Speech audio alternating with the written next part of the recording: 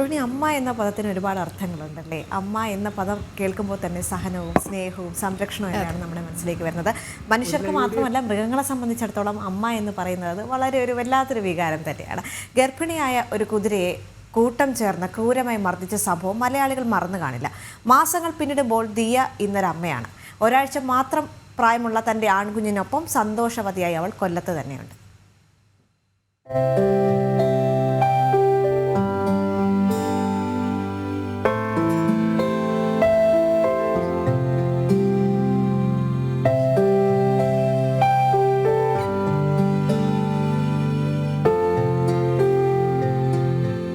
കൊല്ലം പള്ളിമുക്കിനടുത്താണ് ഈ അമ്മ കുതിരയും കുഞ്ഞുമുള്ളത്.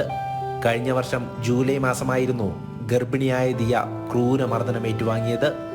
ചില സാമൂഹ്യ വിരുദ്ധർ ചേർന്ന് കുതിരയെ മർദ്ദിക്കുന്ന ദൃശ്യങ്ങൾ മൃഗസ്നേഹികളുടെ കണ്ണ് നിറയിച്ചിരുന്നു.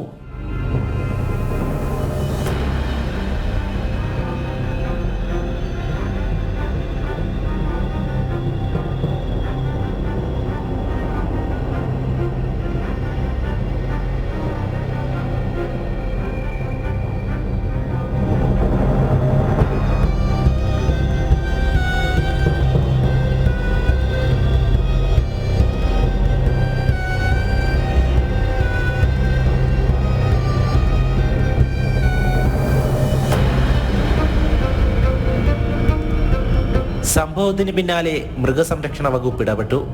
മർദ്ദിച്ചവരെ പോലീസ് അറസ്റ്റ് ചെയ്തു. വെറ്റിനറി ഡോക്ടർമാർ ദിയയ്ക്ക് ചികിത്സ നൽകി.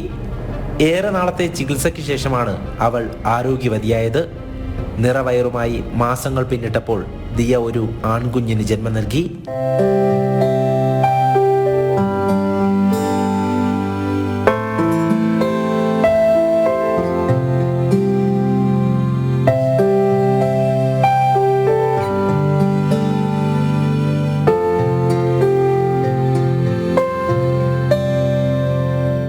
പള്ളിമുക്ക് സ്വദേശി ഷാനവാസാണ് ഗുജറാത്തിൽ നിന്നും ദിയയെ ഇങ്ങോട്ടേക്ക് എത്തിച്ചത്. ലഹരി സംഘത്തിന്റെ ആ ക്രൂരതയ്ക്ക് ശേഷം മാസങ്ങൾ കഴിഞ്ഞാണ് ദിയ ജീവിതത്തിലേക്ക് തിരിച്ചു വന്നത്. കൊള്ളാൻ, നല്ല സന്തോഷമുള്ള ദിവസങ്ങളാണ്. കഴിഞ്ഞ ശനിയാഴ്ചയാണ് പ്രസവിച്ചത്, പകൽ സമയത്താണ് പ്രസവിച്ചത്.